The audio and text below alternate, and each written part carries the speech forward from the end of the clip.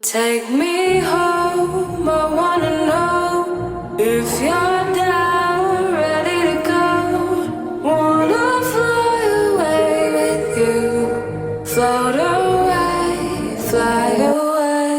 Ladies and gentlemen, welcome to the Roadshow. Now, this isn't the first time we've recorded this, so I do want to apologize. We did have a bit of a mishap with the audio files. We're on the road to recovery right now.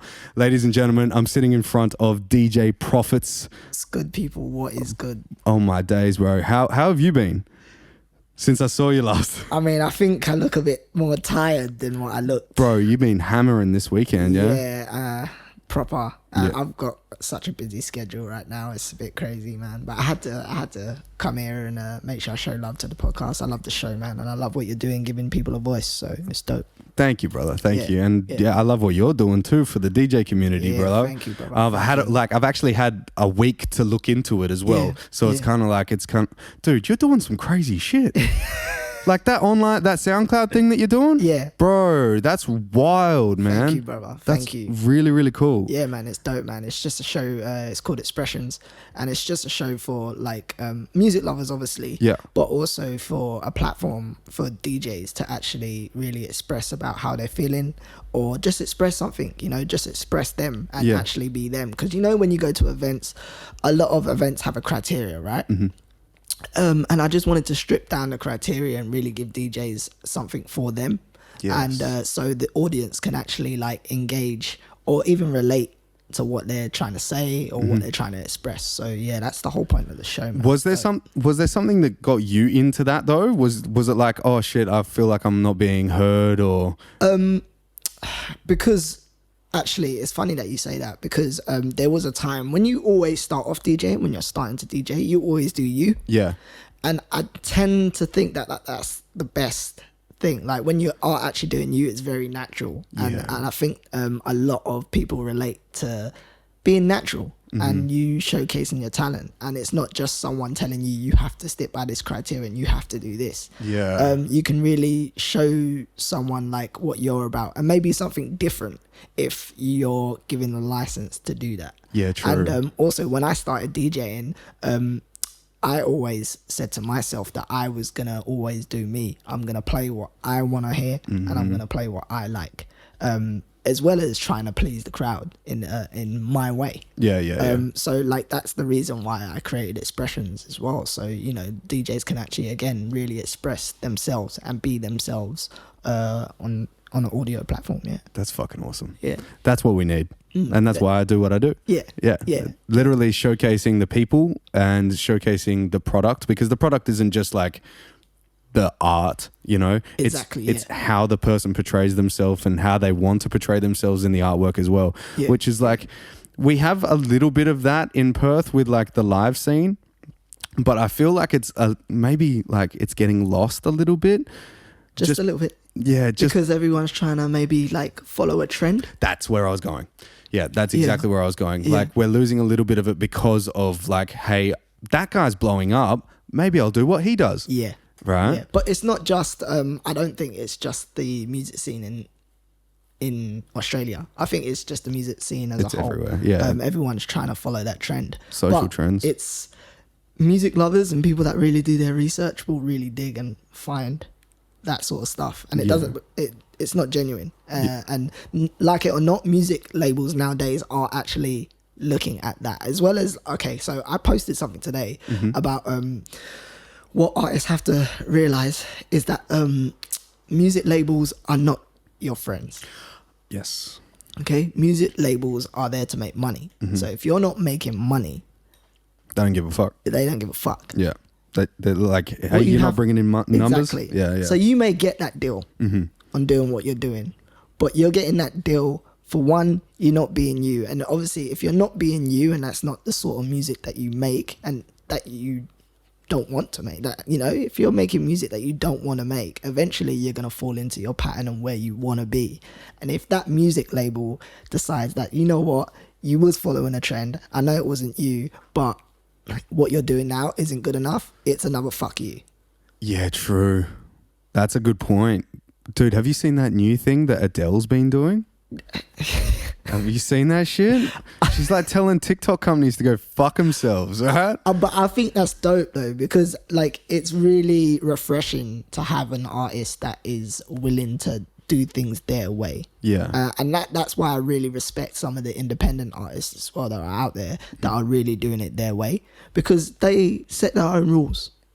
I'm not saying that like being independent is always the best, because obviously I know people have families to feed. So if they're on a label and they have a good relationship with the label, great. But if you don't have a good relationship with the label and you're doing that and you're making music just to please the label and not yourself, eventually you either end up kind of falling out in love of what you were doing in the first place. Yeah, that's a good point. So, and that's the main reason as to why we get into this thing, right? Yeah. It's the love of the music. The love of the music. Yeah. And the love of things. Expression. Yeah, And that's expression. where you got that from. Boom. Yeah, happy days. There you go. Dude, there's a lot of people at the moment that, well, I see in clubs and like DJs and all that stuff in clubs that literally just turn the knobs and play the next commercial track and all that kind of stuff. Yeah. You hit things a little bit different. We talked about this last time and I did want to hit back on it again this time. Yeah. Just because I know like people subsequently aren't going to see that now. Yeah. So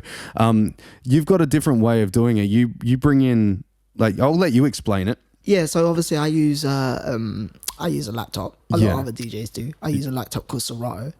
And with me, Shout out like, Serato. Shout out to Serato. Actually, shout out DJ Blakey. DJ Blakey was the first ever DJ that I met. And he's actually one of the heads of Serato in London. And he's Shout out always DJ sorted Blake. me out the package on Serato. That's dope, man. It's great to have that. But yeah, I use that platform, and it gives me the ability to do certain things, you know, certain effects, certain echoes, certain filters.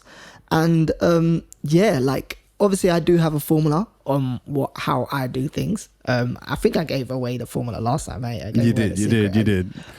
So a lot of, again, I'm known for obviously playing new songs and introducing new songs into the club scene, and you know, as well as playing like the old stuff as well. But I'm known for having, you know, bringing the newness to the scene kind of thing. Yeah. And for me, my formula, and it's never actually changed. It's been like this since I started DJing. I would play something that is maybe 2 or 3 songs that are recognizable to the ear. And then I would mix in something that's like maybe like the same tempo, same beat, that's pretty newer, and just a little bit more advanced. And most of the time, audience, they won't notice that it's something like new. They'll just be bobbing along and keep going with it, because obviously it's one, the same tempo, to the way that it's been mixed in. I might mix in the first 8 of that song, that's like an intro, and I'll mix it in with like the chorus of the noticeable song. Man. That's really smart. Yeah. Because that keeps the vibe going It for keeps the vibe everybody going on the for dance everyone. floor, and it introduces, like if they hear that somewhere else now, they're more likely to click on, I've heard this shit before. Exactly. Yeah. It's a good way to bring up artists like around locally as well, right? Yeah, very good way, because if they're hearing like something it might not be like, it's not the same beat, but it's the same thing. So you're giving people that hype of, like I know this song, and then it's something new, and then they're like, oh, like, you know, what's going on here? Like, I haven't heard this part. They might even think it's the same song at one point. They're like, I haven't heard this part, but it's a local artist that's over that song. So it's that's a really good way to do it, man. Fuck. We need more people like that with just that that genius kind of thinking, that right? thinking, yeah. That's all that is, bro. That's pure genius. I'm not a genius, man. I just like doing things different. That's it. Hey, dude. Yeah. So did Steve Jobs. Yeah, true. You know what I'm saying? Very true. That's what it is. It's innovation with what you have on you. Like, what's your arsenal now? Like, I've had dude, I've got probably like $15,000 worth of plugins in my studio, right? Yeah. And when I began, I thought I needed to buy it all because that would make me all. Like, but I know guys that can mix on stock plugins like Jason Joshua, man. Yeah. You know what I'm saying? Like, and you don't it's what you have and then what you use. It's true. Yeah. And I feel like, if you're coming out with like ideas like that, dude, you fucking. Yeah, I'm trying to push in other areas as well. Like I said, obviously I'm like producing now as well, and Which is wild. Yeah, I'm producing now as well, and I'm trying to work with a few artists, and I do remixes. I do my own remixes as well of like new stuff to old stuff and stuff like that. So yeah, it's like you said, it's not. And the thing is, you're right. You're very right. It's not about what you you can do it on anything, man. You can make it happen with anything. I think a lot of people think that they need to buy all the equipment to make it happen. But like, if you really, really sit there and think about it, you can make it happen. I think, bro, I've got an old controller that I haven't changed for like 6 years, 7 years, bro. Damn. And But you people don't need wouldn't to. believe that like I still use that thing, but I do. What is it? What is it? It's a DDJ SR2, I think, like, something like that. So It bro, blow the dust off. bro, it's like something remote.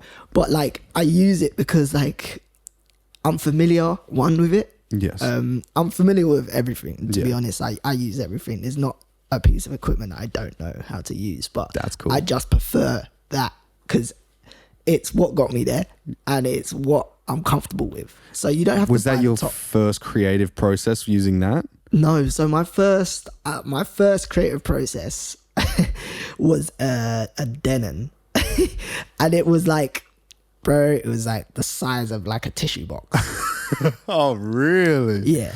Did it And have tables on it? Right, it had turntables on it, but it was so bad. But like, I made it happen. Yeah. And the thing is, like, so there's a platform called Mixcloud that's out there, and my first few mixes were on that Denon, and I swear to you, you wouldn't know that I mixed it on a Denon. Wow. Yeah, you wouldn't know. That's crazy. A lot of people wouldn't know. People would be like, "What did you use?" And I'd be like, "I used a Denon." Mind blown. Yeah, but That's crazy. it's something that helped me put in the hours. You know? Yeah, So yeah. yeah, it was worth it, man. Yeah. Well, they say, what's that fucking story where they give two axes to like two different men, and one and it was like 12 hours to chop down a tree. One guy sits there and sharpens his axe for 10 hours and then chops for 2, but the other guy chops for 12, and he can Yeah. only chop for 2 straight hours before he's worn out anyway.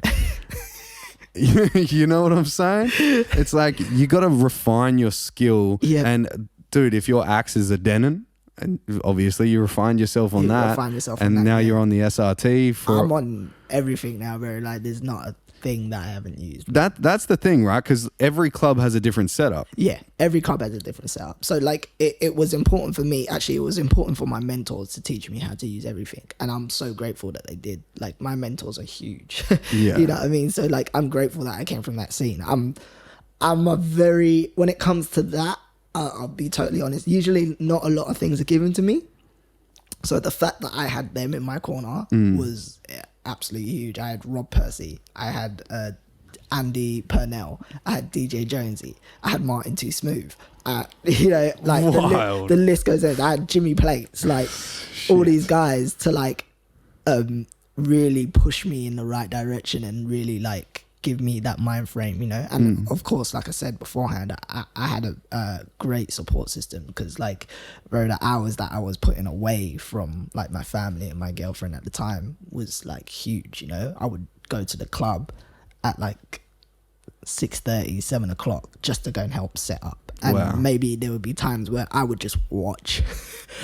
So I would watch, and I would still get home at like 3 o'clock in the morning, 4 o'clock in the morning. That's crazy, but pays off. Paid off Yeah. big time. Yeah, you know? it's the Yeah. 10,000 hours thing, right? Yeah, big time, man. And when it comes to putting in them hours, the 10,000 hours, I did that. Yeah, I know for a fact I did that, man. yeah. Yeah. Well, it shows. Yeah. 100% just in your sets. And thank you. like, I need to get down to more of your sets, because they go off. They've been going off lately. They've been going off, and it's weird because like I've been going through so much that the fact that like, you know, the fact that is going so well. I always find that though. I think a lot of people find that as well when you are actually going through certain stuff and you're like mentally maybe sometimes somewhere else. The thing that you do love the most and the things that you know that can take you away from that situation for a bit, you end up thriving. So That's Yeah. good point, man. Yeah.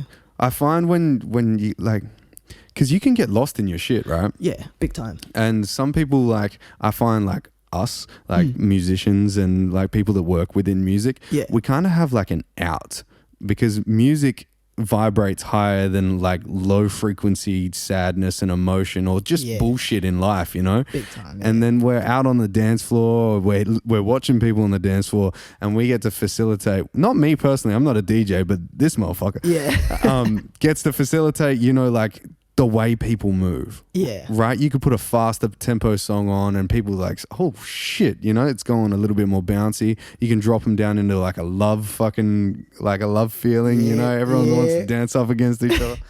Bro, and that's one thing that I find I'm envious of. Yeah. And like, dude, to be honest, that's, I don't mean envious of like, hey, I wish I was doing that. I mean envious of like when I create music, most of the time when it goes out, I don't get to see people enjoy it. Yeah. And that's one of the beautiful, like that's a beautiful thing as well, because if someone sends you a song and they're in the crowd and they're not expecting for it to get played and you play it, like the happiness and the joy that you can bring to someone by doing that is crazy. And not only that, like you were saying about like the moods and different moods and stuff, like watching people switch from mood to mood is like great, man. That's why I always like my sets are never like all the way go, you know. I like to put people in like certain situations. Like I'll do some wild stuff, man. I'll be like playing some hype song and I'll mix it into like a slow jam song and make people feel that, like, you know, wow, this is crazy. Like, and actually, like I always said to myself when I started DJing as well, like I want people to feel like they're in a movie, bro. Like I want people to feel like they're in a movie. Like a movie, say if we put like a structure of a movie, like you have like your beginning, your middle, and your end, right? And like drop a romance in there. Yeah, like you've climax. got like different sort of stuff. So like whenever I'm DJing and I'm doing sets, I always think, all right, like how am I gonna structure it to be a movie? When I first started DJing, it was a little bit harder because at times I would plan my sets, right? So but it's just got to the point where now I never plan a set. There's not one time I plan a set. I might put a bunch of music in a file, but that's it. I might put a bunch of music in a file and not even know what's in there. Yeah. Okay. So like at times, like, so I think on my laptop alone, I've got like over, I've got thousands, man. We're talking like double digits, easy, bro. Like easy thousands, bro. Like crazy amount. So like I never know when I turn up. I never know. Obviously, there's stuff that's like comfortable to me that I know that will mix with certain things, but it's harder when you're trying new stuff as well. But that's one of the things that I do as well. I might just be like, do you know what? Today I feel like trying something new. So I might just go into a file that I've never really gone into that much and just play off that live. Yeah. Fuck. Every time. That's so cool. There's not one time I know. Wow. How many people are doing that? I don't know. Fuck. A lot of DJs over here, they use USBs. So if they're using a USB, I already know that they know exactly what's coming next. Yeah. And this is my exact set. Yeah. That's skill then that you're adding to that, because I mean, like, I don't want to like depreciate anybody's because obviously like way. It's easy to know your thing and just put it in like different orders as well, which is a great skill to have. Like there's some great DJs out there, like I think I mentioned last time like 6 DJs that people should be looking at. I think I said Mowgli, I said Aslan, I said Bass Cadet, who else did I say? I said you said the boys from Manor. Yeah, I said Duper is dope. And like most of the boys at Manor and stuff, they should be watching. There's a new DJ on the scene, and he doesn't know that I've been watching him, but he's dope. DJ Waves, you're dope. Keep doing your thing. I really shout like out, what boys. You're doing. And yeah, there's a few other DJs out there that are new that are like coming into the scene and really, really pushing it. But it's a mentality thing, you know. Yeah. How long can you keep it going for? Like I managed to. Somehow, I don't know how, but keep it popping. But somehow, you know, 3 years running, I've been up there. So I don't know how I've done that. But shout out to the guys that are supporting me, to be honest, and I really appreciate you. Yeah, dude. Yeah, shout out to everybody that's supporting everybody in the industry. But yeah, for sure, man. It's crazy. Yeah, you've got So like, here's a question for you that I didn't get to ask last time that I really wanted to ask. How, you know, we just talked about social trends and everybody like piggybacking off like people that are doing well. Yep. do you follow music releases from like massive like parts of the world? Yeah, I'm signed up to a lot of like labels. Yeah, I'm signed up to a lot of DJ pools. I'm signed up to, you name it in music, I'm probably signed up to it. You would probably find my name somewhere Yeah, in okay. like an email list or something. Yeah. And that gives you That gives me insight to what's coming. and what's coming out, yeah, and what's going on. Yeah, I get a lot of stuff before anyone else does. Yeah. That's pretty cool. Yeah. Yeah, that's it's cool. keeping like an ear to the ground. Yeah. And obviously, like, I do stuff on Spotify as well. So I've got a weekly Spotify that I do. Do you? That ranges, it ranges from hip-hop, Afro beats to slow jams. And what's that called? You can just find me DJ Profits. There's loads. There's Slow Jam Heaven. Oh, there's heck yeah. Afro Heaven. There's hip-hop. I'll get you to send me the link and I'll put it in the bio definitely, for the, man. I'll send for you the the link YouTube. for them ones, yeah.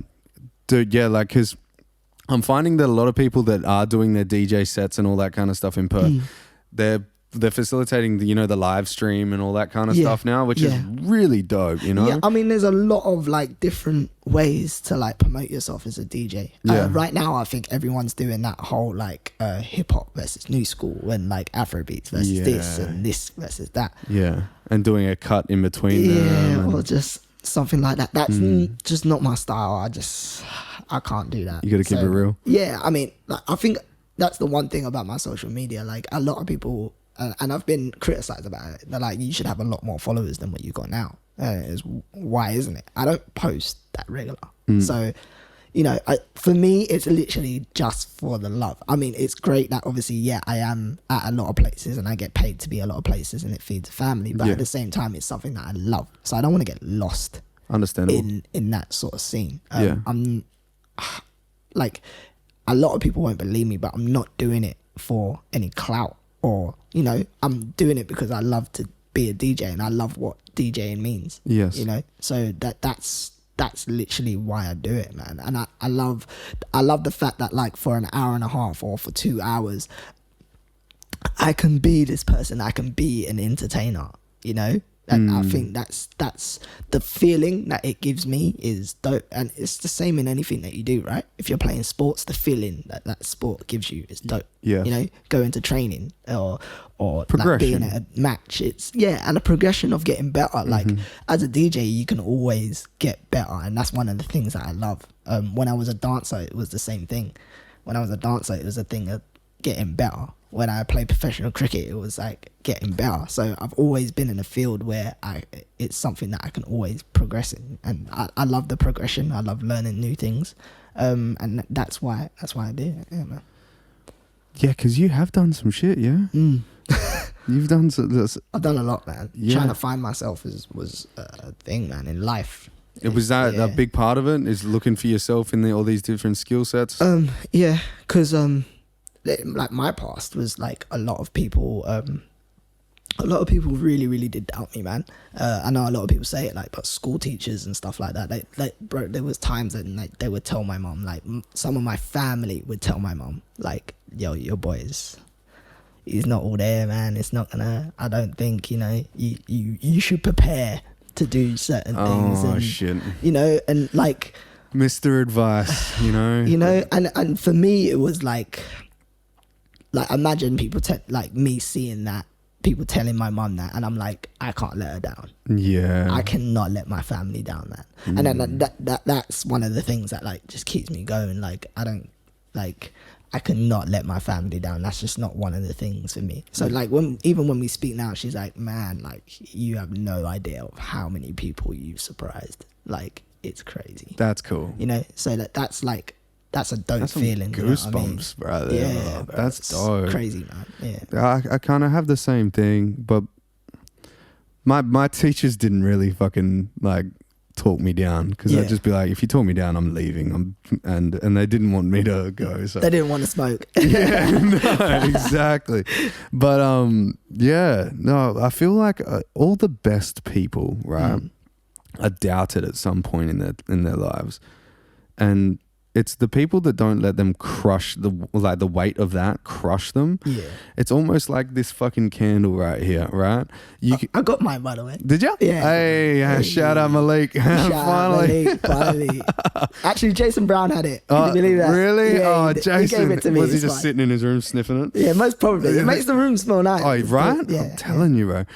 But yeah, it's a lot like this candle. It's like you can, by the way, I should probably show the people. Yeah. It's basically you can bear the weight of the world on your shoulders, right? Yeah. And you can choose to live by that if you wanted to, like, and kind of like what I used to do is like really, really hold on to the opinions of others. Yeah. And what that used to do is just facilitate self-doubt, right? Insecurity within myself. Like, oh man, can I do this? Like, can I?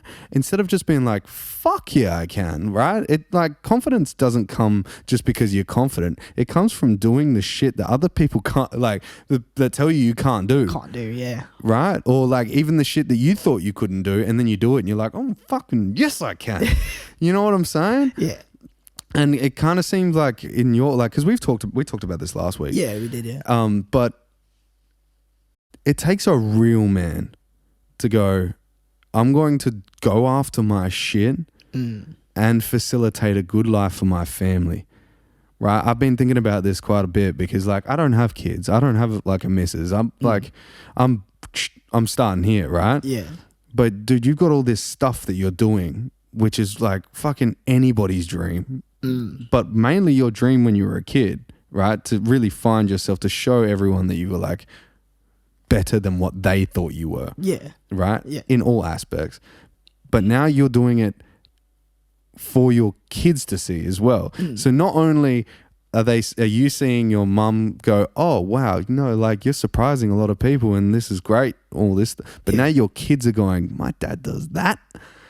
Yeah, well, when they get old enough, hopefully, you know, bro, they will see it and hopefully understand, you know, because it takes a lot of time as well away from the kids and stuff like that. But I do try. I mean, my daughter's in the UK and I haven't been managed to get over for the last 2 to 3 years. So all we can rely on at the moment is like FaceTime, etc. Luckily for me, I go over in August, so I'm looking forward to obviously going back to London and doing some shows and seeing my family and friends in London in August. But you know, for now, it's all we got. How old's your daughter? So my daughter's 9. And what's her name? Anaya. Yeah. Hello, Anaya. Yeah. Your dad's doing really well. He's going to see you soon. That's awesome, man. But luckily for me, I've got a son over here as well. His name's Tyler. And he's 3 years old. So dude, you know, I love kids, man. Yeah. Like I cannot wait to be a father myself. Yeah. And I think it's going to be an awesome journey. Yeah. What is it like knowing that, like, because you spent some like COVID away from your daughter, yeah? Yeah, yeah. How was that? Was that harsh? Like, yeah, it's been pretty hard. Cause it's that relationship, eh? Like regardless of if you know you're there financially, it doesn't mean that like it doesn't take away the time factor, you know. And it's the same. Like I feel at times like I do really feel guilty as well at times, even for my son, because like the time factor again. Like I know that like it's a hard one to weigh up because and I think it goes back to the past of my dad. Before my dad died, my dad was always like the guy that would have like bright ideas and try and get this money in and really, really work hard and support in that sort of way. So I think it's kind of drilled into me kind of thing to do that as well. Yeah. And at times, yeah, like, you know, I'm a man, I make mistakes, you know. You know, there are times and really and truly I should walk away from that. But it's like at the same time, financially, I need to be there financially as well, you know, because everyone needs help. It doesn't matter if the mum's got it or the dad's got it, you know. And I think it's like the man thing as well. My dad's always drilled into me to like, you know, try and be a man and try and provide, you know. So, and it's crazy because like it's only in the last, I would say, in the last 3-4 years. So it took me roughly around about like the last 3-4 years that I'm like, okay, you know, because I wanted to be that guy that like just chilled out kind of thing, you know. But like, yeah, I think the importance of like reflecting on my relationship with my dad kind of thing, you know, him being there for me and the time spent. I think that's important as well. So like, don't let it take over your life. And that's advice for any other DJ over there as well. Don't, like, any other DJ that's growing up, please don't let it take over your life, because it can, you know, and it is pretty effective. So yeah, I would definitely say, yeah, that's definitely something that in any field, don't let it take over your life. It's a fair point, man. Hard. Yeah. Is there a way to? No, I haven't gone through that, and like I guess eventually I will. Yeah. You know, I didn't have a relationship with my real father. He died 2 years ago. Okay. Sorry. No, don't be. Like, I didn't know him at all. Yeah. Like, he was I don't want to, like, he was a drug addict and he took off when I was a baby. Okay. And then I found out, like, I actually shouldn't have said that. Oh, who cares? He knows. Yeah. My little brother, I found out I had a little brother, like, just before COVID. And that's when, that it was just, it's been a wild time in my life. But one thing that Malik, actually, Mr. Candle, said on the podcast, and I was reflecting on this again recently, which is you don't become a man. Well, it was I think, I can't remember. It was Aristotle. It was one of the great philosophers said, "You will not be a man until your father ceases to live," which is like, that's crazy. Heavy, bro. That is heavy. Right? Because you kind of like take the reins, the responsibility of everything that he's built, his legacy. Yeah. Right? Because it was that, and the thing is, when you say that, it's weird, because like for me, it was like, I'll open up and on the show, hey. For me, when my dad died, it was a case of like, and a lot of my friends and everyone else like sort of noticed it. For me, it was a case of like, I would emotionally I would shut down, because I felt like I had to be there for my sister and I had to be there for my mum, because they weren't very strong at the time. So I put the grieving process of that way back behind. Ouch. And not only that, because of that process, opening up emotionally to anyone, or like, you know, about anything, or about how I'm feeling, kind of always now gets pushed back, because I felt like to be the man, I had to be the solid rock in the family. So that's a good point. Yeah, it does. Yeah, I understand. I can see how that, because I remember when my stepfather, his best mate, committed suicide when I was probably like 8 years old or something like that, right? And I wasn't around with my stepfather when his father died, right? Yeah. But I was there when his mother passed away, and there was a shift. You could tell that like his world got a little bit more cruel. Yeah, you know, like the infliction of cruelty on him was weighing him down a little bit more. And it was kind of an eye opener to me, because this was the strongest dude that I ever knew. He like took us under his wing, and he didn't need to. He didn't need to, yeah. You know, like he fucking, and provided us a home to live, and like food on the table every night, you know, like, and we were fucking crazy. Yeah. Like my brother's ADHD. Well, he was ADHD when we were very, very young. And I was fucking crazy too, but they didn't want to fucking diagnose me, you know? But like, it was just like, most recently with the whole, like I've recently split up with my ex-partner. Yeah. Like that was the first woman that I thought I was going to have kids with, right? So, yeah. Heavy. And that was the first time I've ever thought that. And we actually spoke about children, which was like, wild thoughts for me. And then it was just like, I wanted to, like, this is why I don't smoke pot right now, by the way. Yeah. It's literally because like, if I want to be able to like get over things without having to need to cope on that shit, right? Or just, yeah. Yeah, but I love that shit. And I'm never gonna fucking stay away from it. But no, it's my shit. Like I love it. But it kind of made me realize that like fucking with the weight of the world of like being a father and all that kind of stuff, because you want your kids to have everything, right, that you didn't have, or at least that's the perception of what fatherhood is to a child, right? He gives me everything, and like I'm not one of those people to go, I have everything, we're all good, right? Because I grew up without a father, so I had to protect myself. I was always the meerkat on top of the rock looking out for the bear coming to get me, or whatever the fuck is out there, you know? Yep. So, like, you're probably going through that most recently with losing your father, right? You've had to now be the protector, and you're looking around all the time. Yeah. Right.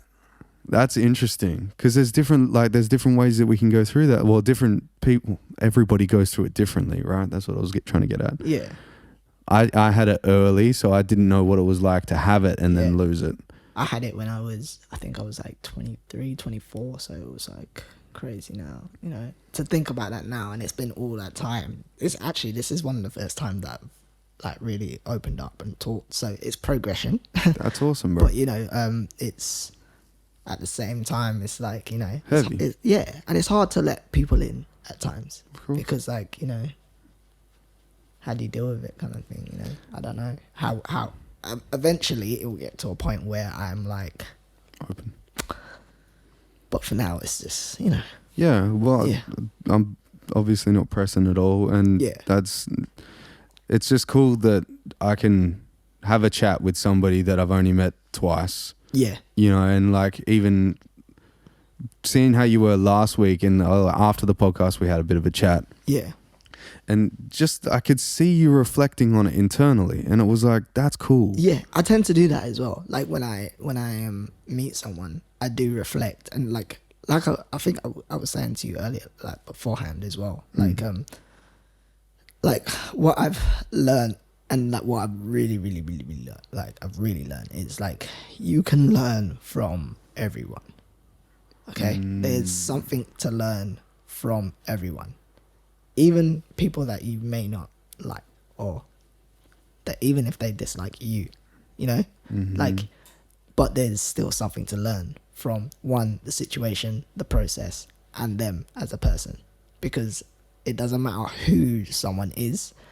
You're gonna find something in common with someone. There's gonna be something that you guys will eventually agree on. Yeah. You know what I mean? And even the stuff that you disagree on, it's important to understand their side of things, you know? Because I used to be that person where I used to be like, oh, I'm just gonna do me, and what you do, I just don't really give a fuck. Like, take everything for face value. Yeah, take everything for face value. And I think it's the same when, like, in any industry that you're in. Like, it's the same for me with like music and stuff.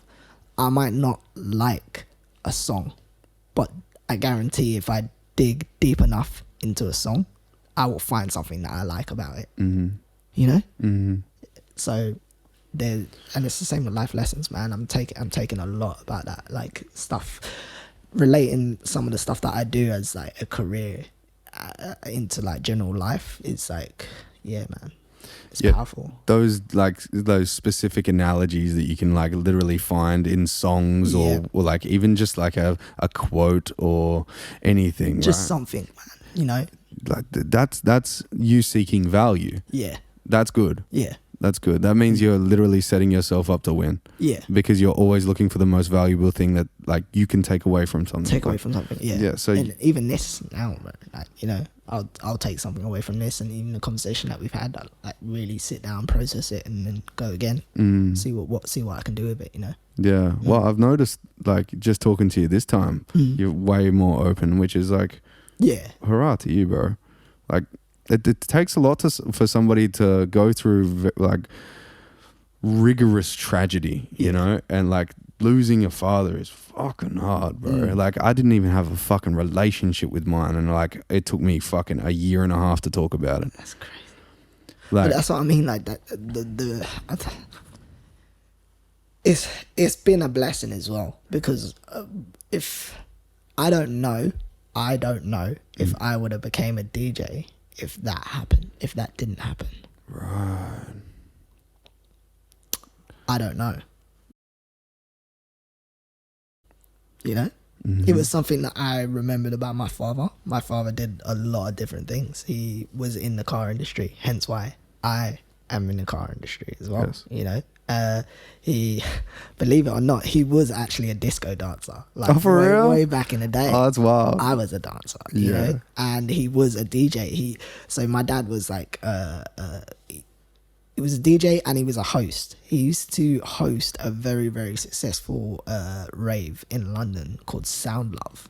Oh, It was right. very, very successful. They used to dabble in like reggae, like old school reggae, like Bob Marley, you know, all them sort of things. Like really, really, really dabble in that sort of stuff. So, and like him and my Uncle Richard, they're both crazy. They would have like I always remember this, and they would have this massive deck, right? And like they would hold this deck on a massive like case. It was a massive case, huge, like from like end of the room to end of the room. It was literally that long, right? And it used to drive my mum insane because they would put it in a living room and it would just take up so much space, right? Yeah. And there were times when we would hold parties and this thing would be out or whatever, but inside of this case was records. Oh, wow. Records on records. I mean, it's still, I think up to now, it's still in my mum's shed. Oh, wow. It's up there. So believe it or not, in my mum's shed, there's probably like records in there that are worth thousands. That's Like wild. original vinyls worth thousands. Wow. And my mum would always say, we need to go through it. And I would always say to her, we're not touching it. Don't touch it.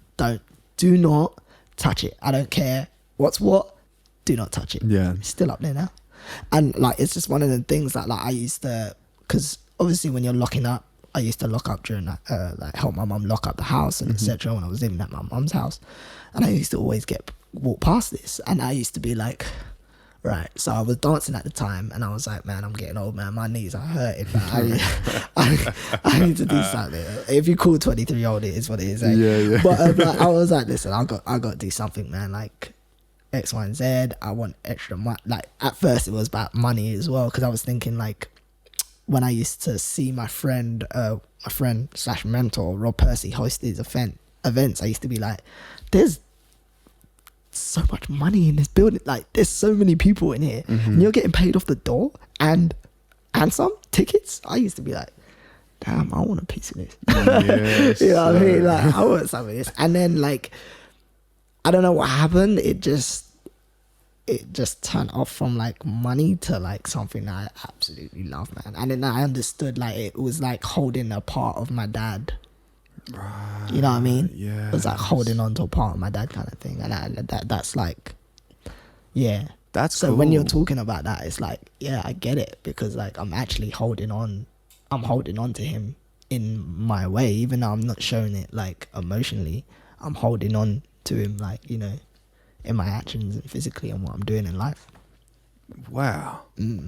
Thank you for opening up on that. That's wild. That's a fucking huge record case, by the way. No, it's huge, man. Dude, no, but you can't throw those out, or you can't like even sell them, because every one of those choices that your father and your uncle chose to put those records in was a stage in his life. Exactly. Right? So you kind of like, you can go back through that and like, oh, what was he into? Yeah, you in know? fact, in August, I think in August, that's one of the like things on my list that I'm like 100% gonna do, man. I've never opened it since he died. That was a few years back. So I think You have to. I'm definitely gonna open it. I'll video it and send it to you. Oh, yes, Yeah, please. definitely. That'd be awesome. Definitely. That's crazy. Yeah, I wish I had some things like that of my real father, just to see what he was like as a human. Yeah. But they brought his belongings after like my family went and viewed the body after he passed and stuff. Yeah. And he had like a wallet, and the wallet had a photo of me in there, and I was like, Oh, wow. yeah, it was pretty wild, bro. Yeah, there's a lot of, yeah, like it was just weird, just Scary. yeah, and like finding out that he didn't live that far from here. Like, Yeah. you know, we were always under the impression that he lived on, like he did live on in Melbourne for a long time. That's where my little brother is and all that kind of stuff. Yeah. But then, he's apparently moved back here, and that's when he. And we always say that Perth is a small place, right? Yeah. But like you not seeing him or like knowing My whole life. Imagine how big that is now. Bro, you know, imagine that's a big place. You know I what I mean? probably walked past him a few times, Yeah, or and you just wouldn't have known. wouldn't have known. Like I've seen, like even if you Google his name now, like the only photo online is a warrant for his arrest. Jesus. Like it's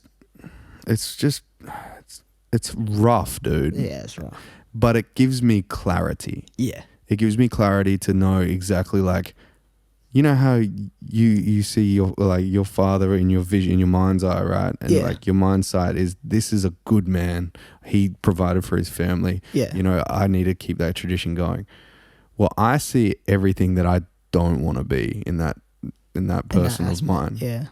So it pushes you as well, right? Exactly. Yeah. Exactly. We derive our energy for inspiration from certain things. Yeah. And I find that the ambitious few in this world really, really know how to take that energy, whether it be happiness, sadness, aggravation, anything, and really push it into their shit. I know people that have been abused when they were kids, man. Yeah. And mate, yeah. You know, Trust me, I know. and they've like really, and they're some of the best artists I know in the world.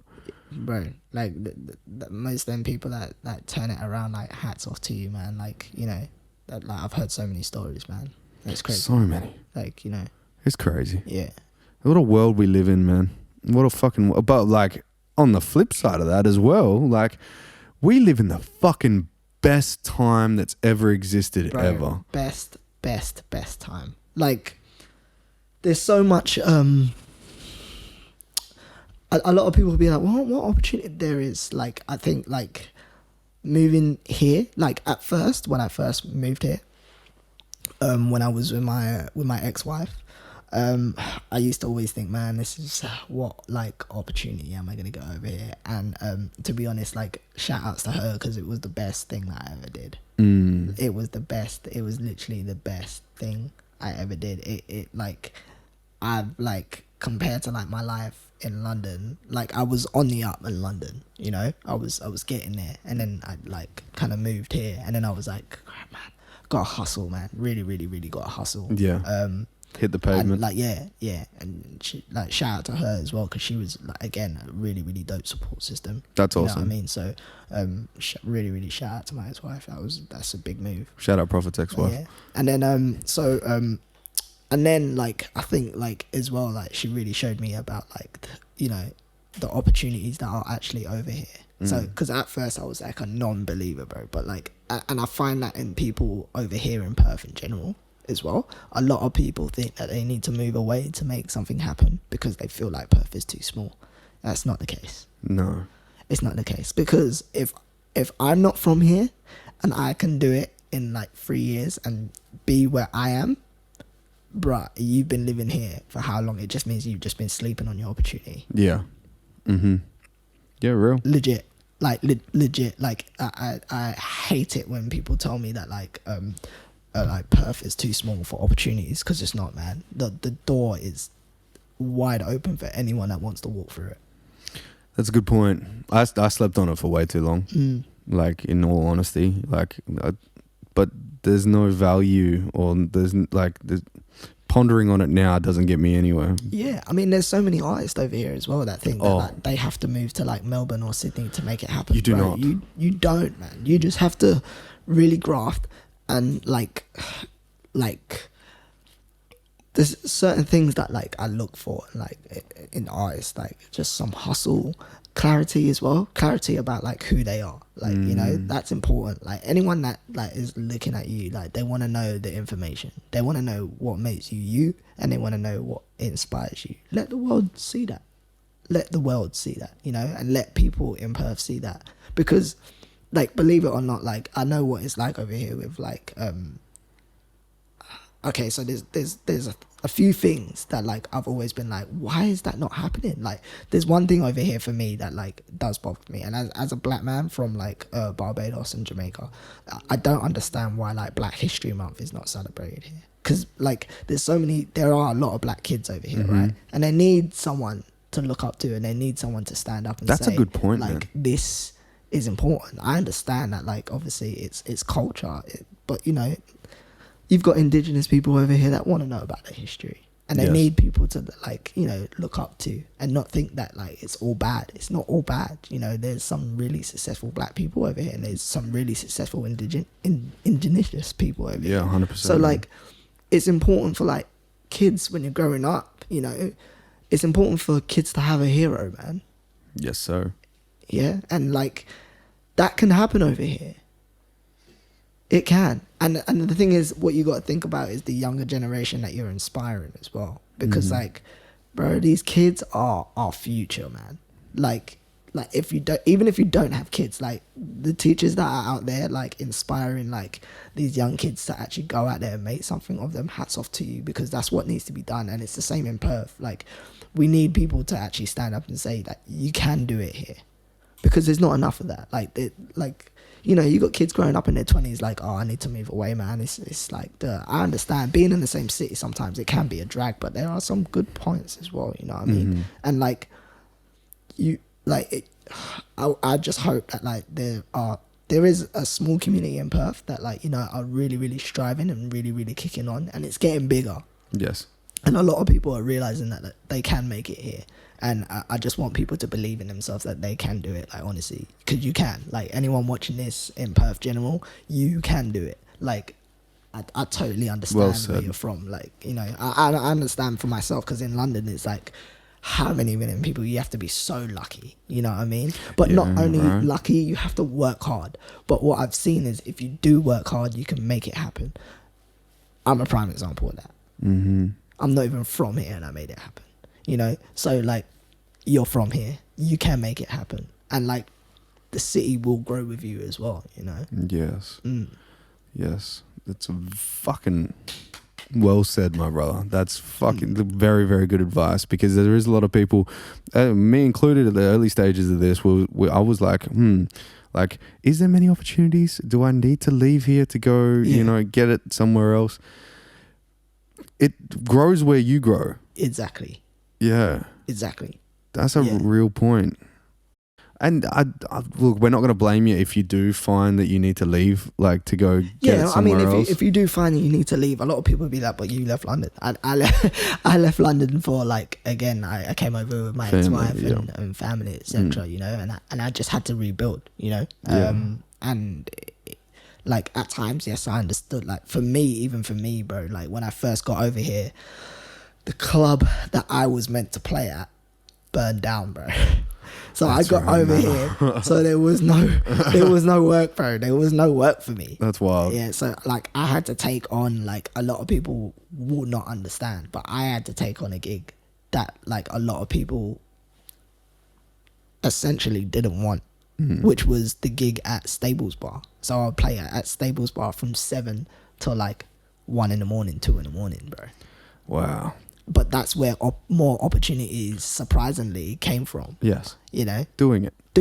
Yeah. Sometimes you have to do something you don't want to do to get yourself ahead. 100%. Yeah. Each one of these podcasts at the beginning, there always was an issue with like just name it. It was fucking everything was happening. Because I was trying to make it happen, like you just said. And it was only until I just accepted the process and accepted that I've just got to do it, you know, like the editing's grueling, right? Because if I do one podcast that's an hour to an hour and a half, it's 4 to 6 hours of editing. Jesus. The time factor, man, like, it's you're taking away a lot of time. And the thing is, you're gonna get setbacks as well, like, I've recently had, and I got loads of setbacks. Like at the start, when I was like sending out my mixes to people and stuff, believe it or not, no one wanted to take a chance on me, bro. Right. Why? No, I couldn't tell you. I couldn't tell you, because the same stuff that I'm doing now is the same stuff that I was doing then. Was it the culture that needed to catch up with you? Because you did come from a place that was very ahead with the music over there, right? Probably a bit of that as well. And it was a case of, bloody, I'm really going for it today. It was a case of, like, for me, when I first got over here, I found that, like, a lot of people that owned events and a lot of people that was throwing events was very cliquey. So they would have like a section of friends that they would always call upon to do something, or they would have, you know, I've already got DJs, like they're already in my pocket. And a lot of DJs then wouldn't, which I found wouldn't be at other events. And I wanted to change that. So for me, like, it was a case of like, I really kept it business sort of relationship. And I think a lot of people really respected the way that I did business, you know.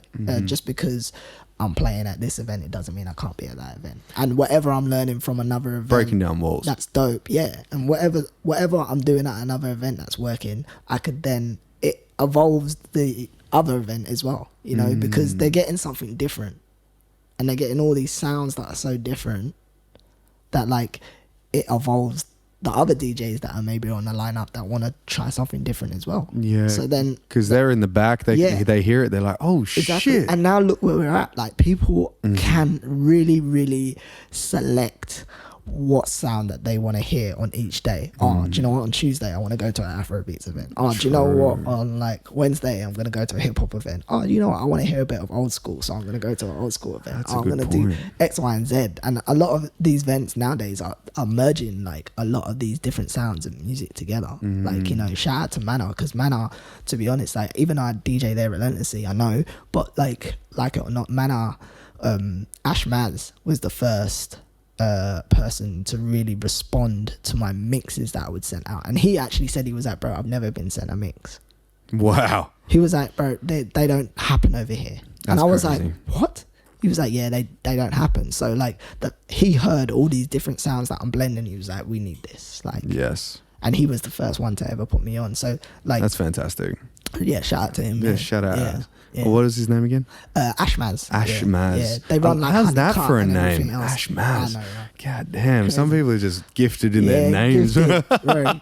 And he's like one of the most inspiring people you'll meet as well. So that's dope. I might have to link up with him. Man. Yeah, definitely you will. Yeah, for sure. Yeah. Bro, well, this has been a fantastic fucking podcast, bro. You've got a tour coming up?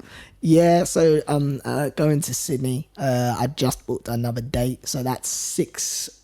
I'm going to be announcing it on my Instagram soon. So we've got like six gigs over there that I'm going to be doing. So I'm obviously got the long weekend over here. So there's quite a few gigs that I'm doing, like Cake. We got Sunset Sundays. Got Manor. I've got Drip. And I've got one more. I've got one more event in there somewhere. I can't remember what it is. And then I fly to Sydney for the long weekend over there. Jesus. And rip up the stages over there. So I'm looking forward to it, man. Yeah. That's awesome, man. Well, please continue what you're doing, man. Yeah, because thank you. You're like obviously facilitating a lot of growth in Perth and within yourself. And I just can't wait to see what holds for the future for you, man. Yeah. And you too, man. Like I said, this platform is amazing, man. And like hats off to you, bro. Like we said, don't get knocked back, because this is amazing. What you've actually built here is crazy, man. And giving people a voice is a powerful thing. And respect to you, man. Honestly, all the respect to you. Thank you, brother. That's the aim of the game. Give the people a voice for sure. Yeah, because we only have a few of us, but we're growing. We're growing. Yeah, that's it, brother. Yeah. All right, man. Thank you for coming in, ladies and gentlemen. If you like the podcast, please subscribe, like, and share. We will see you again shortly. Have a great night. Peace. Take me home. I wanna know if you're down, ready to go.